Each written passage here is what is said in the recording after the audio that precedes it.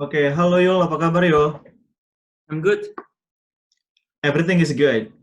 Ya, oke lah. Nggak good-good banget. Gak good banget. Gimana coping strategi selama work from home selama ini? Awalnya gue bertanam. Gue beli tanaman-tanaman. Berapa minggu terakhir ini gue malah stress shopping. Belanja hal-hal nggak penting. Oke, tapi kenapa bertanam ya? Kayak kenapa lo tertarik bertanam gitu? Kayak gue liat banyak pot dan sebagainya di Instastories lo. Nggak tahu kenapa ya. Dulu awalnya ada anak desainer temen gue cerita, oh dia suka, gue ke rumahnya dia, terus ada tanaman-tanaman bagus, terus gue bilang, oh dia ngasih tahu gue tempat belinya, gue beli the first 6 plants. Habis itu waktu karantin gini, entah kenapa kepikiran, kayak mau gue tambahin deh. Oke, jadi udah lumayan banyak lah ya tanaman lo sekarang. Lumayan Kecuali, lah. kecuali ganja kayaknya ya. Treat gitu. Anyway Yul, thank you nih udah mau ngobrol-ngobrol bareng gue. Gue pengen nanya dong Yul, kan lo pernah bekerja punya pengalaman banyak di international company, perusahaan terbesar di dunia kayak Adidas, kayak Uber. Gue Ya, pengen nanya, kenapa bisa awalnya terjun masuk ke Adidas? kenapa waktu itu terjun ke Adidas? Ya. Karena itu simply, jadi sebelum gue pindah ke, kerjaan gue kan di bidang desain, terutama Hmm. user experience designer. Gitu. Hmm. Nah, tapi berarti jadi gue intinya mendesain aplikasi lah, mendesain aplikasi atau website, intinya Hmm. semua digital service yang orang pakai gitu. Nah, waktu itu gue kerja sebagai UX designer sini di Singapura. Nah, terus gue bosen aja, gue ngerasa gila orang Singapura ini kiasu-kiasu semuanya. Uh, Terus gue mikir sebelum di Singapura gue kuliah di US, jadi gue udah pernah tinggal di US, tinggal Hmm. di Singapura. Terus gue bilang yang belum Eropa, pengen banget ke Eropa. Akhirnya udah gue apply lah ke Eropa. Akhirnya dapet Adidas itu. Seleksinya kayak gimana yo ketika masuk Adidas? Bukankah itu hal yang sulit? Atau itu nggak sulit buat lo untuk masuk Adidas? Lumayan sih, gue inget waktu itu kan gue pengen banget ke Eropa, gue apply lah itu. Pokoknya kalau posisinya oke, di Eropa, di UK, di Jerman, di Belanda, gue apply lah. Dan nggak enaknya ini kan sekitar tahun 2013, 7 tahun lalu, bidang ini itu masih very early gitu. Jadi nggak banyak perusahaan yang actually yang mencari posisi ini gitu. Hmm. Apalagi di Eropa gitu. Karena levelnya sama dengan di Asia. Karena yang Oke. paling maju waktu itu di Amerika. Hmm. Dapat banyak tolakan, cuman sampainya waktu itu dapat 2 yang akhirnya masuk ke level interview. Hmm. Pertama TomTom itu kayak perusahaan navigasi kayak Hmm. Google Maps itu di Belanda. Yang kedua Adidas ini lumayan tegang lah, gila. Gue masih inget final interview kan diterbangin tuh ke Jerman. Oke, dari mana? Dari Singapura lo ke Jerman? Ya, ya. Oke. Itu kayak bisnis kelas pertama dalam hidup gue. Jadi gue kampung abis tuh, gila. Kayak kampung banget, nggak tahu gimana caranya pakai all of di pesawatnya, terus nyampe di Jerman, di markas besarnya Adidas di sebuah desa kecil namanya Herzogenaurach. Oke. Nah, di sana gue interview, ketemu manajernya, ketemu HR-nya, dites, terus akhirnya pulang beberapa hari berikutnya dapet deh. Happy banget gue. Loh, jadi tapi sebelum masuk ke interview itu kayak ada tes tertulis dulu nggak? Atau kayak Skype interview? Sebelumnya ada kayak sekitar 2 Skype interview lah. Jadi ada 2 interview, baru interview terakhir lo diundang ke Jerman? Ya, Dari interview yang terakhir ketika lo di Jerman, mereka tuh lebih banyak ingin tahu lo dari sisi apa sih? Dari skills lo atau dari personality lo biasanya? I think both sih, karena bidang gue kan bidang technical gitu. Jadi dia pengen tahu juga apakah gue tahu bidang gue, that I know my shit, Hmm. dan juga mungkin mereka juga mau lihat chemistry-nya. Hmm. Kayak gue bakal suka nggak ya kerja sama orangnya, atau bisa nyambung nggak ya, kayak secara Hmm. insting. Hmm. Gitu. Kalau dari sisi chemistry, bayangan orang mungkin kalau sama orang Jerman kayaknya kaku, cold, ataupun mungkin nggak bisa menyalurkan emosinya. Bener nggak sih ketika lo dalam proses interview dan actually lo kerja sama mereka? Nah, manajer gue tuh lumayan unik karena dia itu pernah kerja di Singapura. Hmm. Nah, jadi dia pernah ngerasain namanya rasanya jadi imigran. Nah, gue percaya orang yang pernah ngalamin rasanya jadi minoritas itu biasanya will treat people somehow maybe differently karena that experience, karena pengalaman itu. Yeah. Jadi dia nggak sekaku orang Jerman gitu sih. Dan another fakta lucu, orang Jerman itu secara rata-rata adalah orang yang paling banyak traveling dari seluruh Eropa. Nah, karena itu, jadi mereka sebenarnya lebih open-minded. Gitu. Okay. Tapi, again, itu nggak tahu ya. Riset ada yang bilang bahwa antara karena traveling jadi lebih open-minded, atau orang open-minded ini suka traveling. we do not know which one. Maybe both. Okay. Dan ketika lo mulai masuk ke Adidas, kesan pertama lo apa? Kasih kita bayangin deh, bayangan kantornya tuh kayak gimana, terus daily basis-nya lo ngapain aja gitu. Kalau mau lihat kantornya, dulu si Panji stand up comedians itu pernah datang ke kantor gua pernah ajak dia jalan-jalan lihat kampusnya. Jadi kalau mau lu bisa googling kayak Panji Adidas tuh. Hopefully ada di salah masukin satu aja di narasi sini. Di salah satu videonya. Itu kayak keren banget sih, kayak jadi kayak kompleksnya tuh gede banget. Mungkin kayak sekompleks kalau pernah ke ITB ya segede ITB gitu loh. Jadi ada satu gedung ini namanya Leses. Leses tuh kayak tali sepatu, bentuknya karena kayak tali sepatu gitu gedungnya. Ini tempat ini isinya para desainer gitu. Ada namanya Brand Center. Gedungnya cuma hitam, and then it's all automatic. Ada museumnya di dalamnya. Jadi kayak lumayan sih keren banget karena kan tuh di tengah desa tuh. Jadi itu desa tempat lahirnya Adidas sama Puma. Kalau small fact, Adidas sama Puma tuh kakak adik. Oke, baru gue. Adi Dassler itu bikin Adidas, sama Rudolf Dassler bikin Puma. Jadi kantor kita tuh sebelah-sebelahan, kayak mungkin beda 2 kilo kali. Jadi karena ini kota kecil gitu, jadi mereka berusaha gimana caranya kasih servis yang paling bagus di markas besar ini. Ada gym gede banget, ada jadi kalau kita lagi jalan-jalan makan siang gitu, ya udah orang main basket, main tenis, main voli pantai gitu. Oke. Dan ketika lo kerja di sana, sebenarnya company culture-nya tuh kayak gimana sih, yo? Yang membuat mereka tuh berbeda, spesial Jerman sendiri kayak gimana, company culture daripada pekerjaannya, dan Adidas sendiri lebih spesifik gimana tuh biasanya? Lucunya ini karena mix kan. Nah, mix antara orang-orang internasional sama ada budaya Jerman karena emang ini perusahaan Jerman. Yeah. Jadi ya they are trying to be cari tahu di tengahnya karena kan Jerman itu very stiff, sangat kaku, sangat direct, mereka sangat bagus untuk ngikutin sistem, sangat bagus buat kerja very efisien. Di sisi lain karena ini perusahaan brand, mereka berusaha kayak perusahaan Amerika gitu yang sangat nyobain inovatif, kreatif. Nah, jadi mereka ini lagi kayak berusaha untuk menarik sumbu budaya Jerman ini untuk lebih ke arah supaya balance agak ke kiri gitu. Oke. Nah, moving on, selesai dari Adidas, lo masuk lagi ke tech company ya, yang besar juga, Uber. Ya. Uber sendiri basisnya di San Francisco ya, Yol? Nah, waktu itu setelah 2 tahun gue di Eropa, gue udah lumayan happy sih, kayak gue bisa jalan-jalan, liburnya lama banget kalau aku jadi Eropa.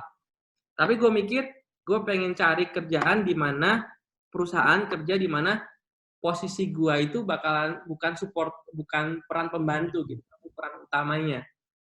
Dan kalau di posisi gue sebagai desainer, kalau gue mau jadi peran utama ya kerja di perusahaan teknologi gitu. Waktu itu gue apply lah, gue apply Amazon di Luxembourg, gue apply Google di Munchen, gue apply Booking di Amsterdam, dan akhirnya gue apply juga Uber ini. Dari semuanya interview kayak orang goblok, itu kayak stres banget interviewnya, kayak baru kali itu gue ngalamin interview di perusahaan teknologi gitu, stres banget. But at the end I got two offer, gue dapet Amazon yang di Luxembourg sama dapat Uber, tapi gue pilih yang Uber akhirnya.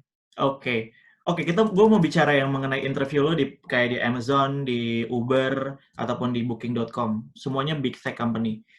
Ya, Apa yang paling challenging dari komponen interview tersebut? Ada yang lo ingat nggak momen yang paling menarik ketika interview? yang paling capek itu menurut gue yang paling intens, yang paling level yang stage terakhir. Biasanya kalau lu pernah ngobrol sama orang yang pernah dapat kerjaan kayak di Google, di Facebook, di Twitter, programnya selalu sama, mirip lah at least lah. Ada 2 atau 3 interview by call gitu.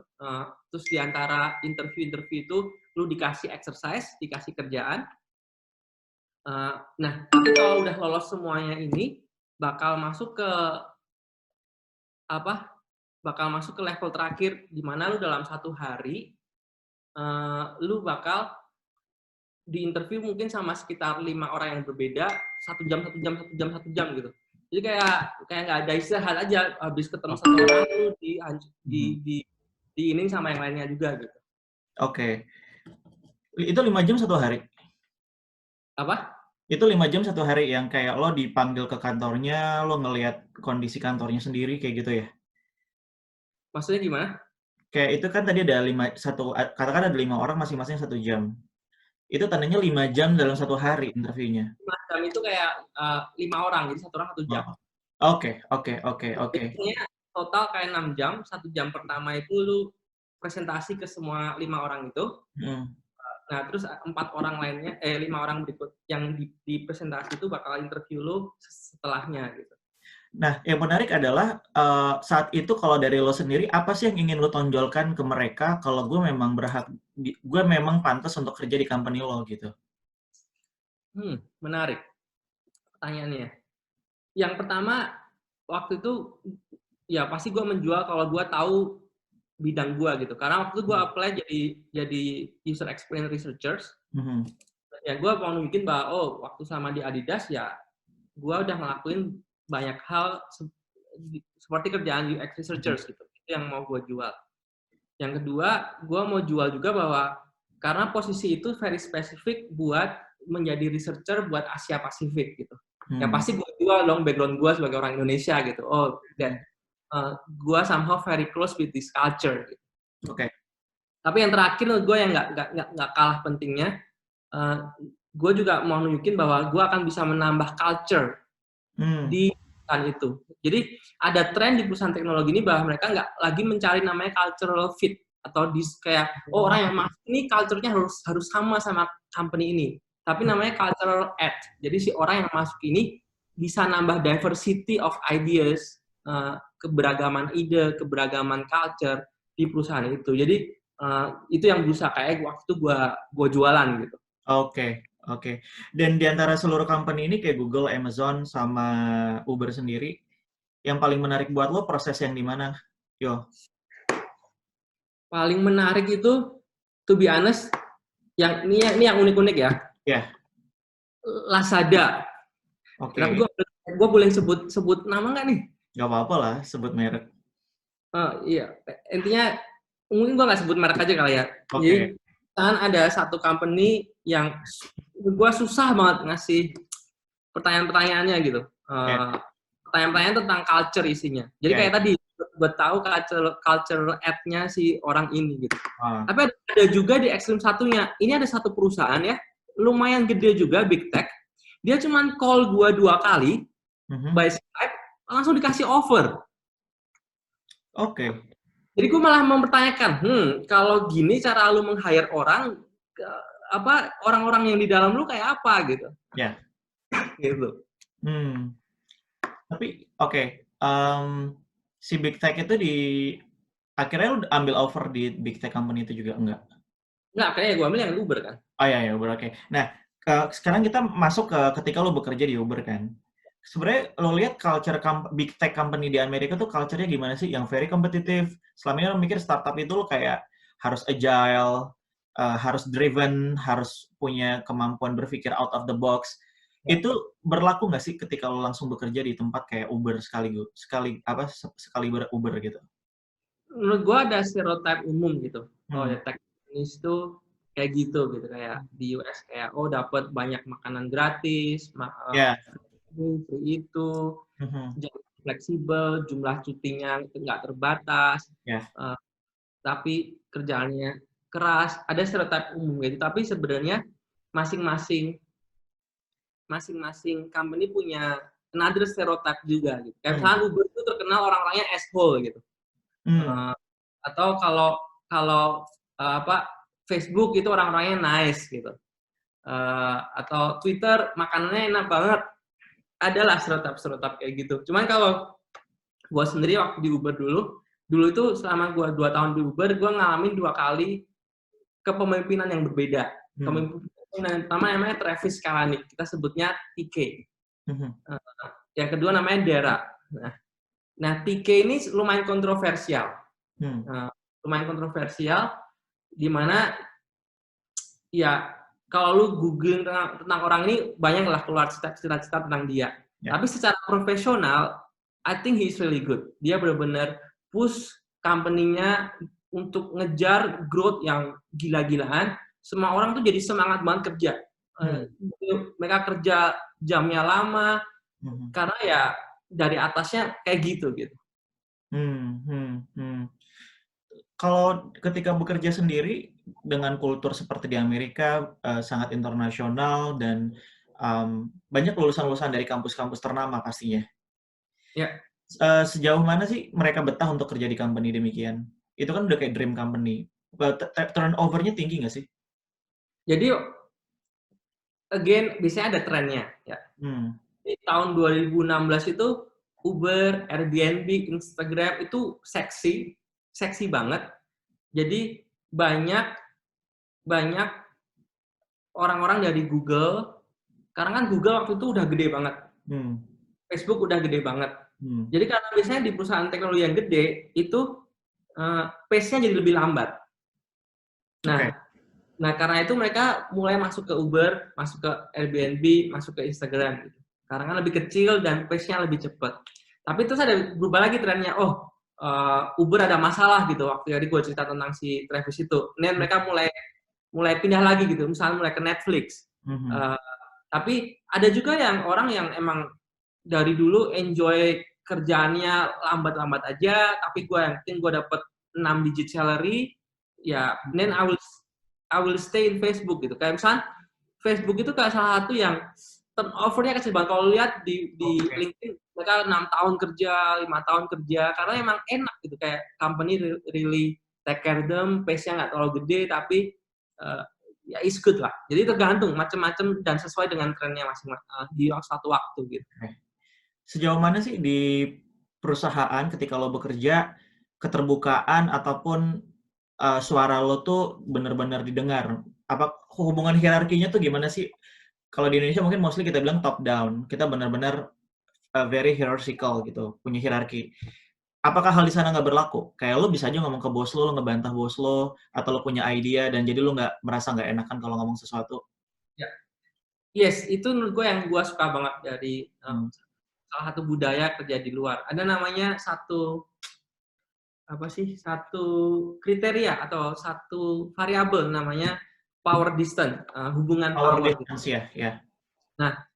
Nah, kita itu dari Indonesia biasanya tinggal di budaya dengan power distance ini yang gede gitu. Jadi kayak kita sama orang tua, sama guru. Misalkan gue nggak mungkin tuh kalau lagi datang ke gereja ada yang khotbah, gue nggak setuju, bilang kayak nggak masuk akal deh. Biasanya gue dirajam gitu. Tapi kalau di luar atau bukan di luar, di budaya yang barat, di beberapa negara, power distance ini kecil banget. Apalagi kayak di Amerika gitu. Lu panggil dosen lu nama pertama aja gitu. Gue masih kan waktu kuliah di Amerika dulu, si dosen itu lagi, lucunya kuliahnya lagi tentang desain international design. Jadi kayak desain yang gimana yang harus kita bikin untuk negara yang berbeda. Nah, si dosen ini, profesor ini bilang gini, gue kadang suka bermain-main dengan essay kalian, tulisan kalian. Gue tutup namanya, terus setelah gue baca, gue akan nebak ini yang nulis orang Asia atau orang Amerika. Dan dia tebakan gue selalu hampir benar gitu. Orang Asia ini nggak pernah berani challenge opini orang lain, nggak berani challenge view orang lain, cuma oke aja disambung-sambungin. Tapi orang Amerika walaupun udah bener tetap di challenge saja kerjaannya. Itu like two different extreme gitu. Nah, gitu juga sih waktu bisa kayak itu hal yang gue belajar. Sebenarnya nggak ada yang benar atau yang salah. Sebenarnya tinggal kayak lebih nyaman di budaya kerja yang seperti apa. Tapi dan even walaupun power distance-nya kecil, bukan berarti kayak gue sama Tike bisa gimana juga, kagak. Kalau pernah gue di satu toilet yang sama, itu juga gue nervous juga, kayak ngomong sama dia juga nggak berani juga. Tetap ada kayak gitu, nggak mungkin nggak ada sama sekali gitu. Oke. Nah, ketika bekerja dengan bule lah istilahnya di situ. Kasih gue gambaran dong, Yul, gimana sih komposisi manpower di sana, mostly whites, atau gue denger kayak banyak tech company itu justru didominasi oleh Indian sama Chinese. Kayak gimana komposisi di situ, manpower kayak di Uber gitu? Ya, bener sih, kayak engineers itu biasanya lumayan banyak lah. Indians, or Chinese, or even Russian. Dan yang minority di tech itu biasanya Latin sama Black people. Oke. Bener nggak sih, Yo, ada stereotype ketika lo kerja, back then waktu gue di US, gue dengar istilah kayak white privilege. Kalau lo cowok, lo berkulit putih, biasa lo punya power lebih, dan itu lo rasain nggak di company seperti Uber? Iya sih, pasti sih. Terutama biasanya karena bahasa. Engineers ini yang dari Chinese, dari China, India, atau gua misalkan, kebanyakan kan imigran. Pasti English itu bukan our first language. Jadi ketika di meeting ya, most likely kita nggak akan bisa se-eloquent mereka dalam mengumumkan ide kita gitu. Padahal terkadang di banyak kesempatan the loudest itu yang paling rame, yang paling keras itu yang menang gitu. Nah, itu salah satu privilege gitu. Yang kadang mereka punya gitu. Tapi other than that, ya mungkin ada kayak bahasa sadar juga bahwa kadang ras ini itu yang paling lebih pintar, lebih bisa dipercaya. Gue juga dulu punya stereotip kayak gitu, kayaknya apalagi orang Asia ya, kita suka lihat film-film Hollywood. Sampai gue ingat gue ditegur sama temen sekamar gue, seapartemen gue. Karena waktu itu gue lihat tuh ada gerombolan orang hitam gitu. Terus gue dengan polosnya nanya, apakah daerah situ aman gitu. Nah, terus dia nanya, maksud lu apa? Kenapa lu nanya kayak gitu? Nah, itu gue baru sadar, gue tuh juga ada stereotip itu ya. Gitu. Subconscious itu. Ya. Oke.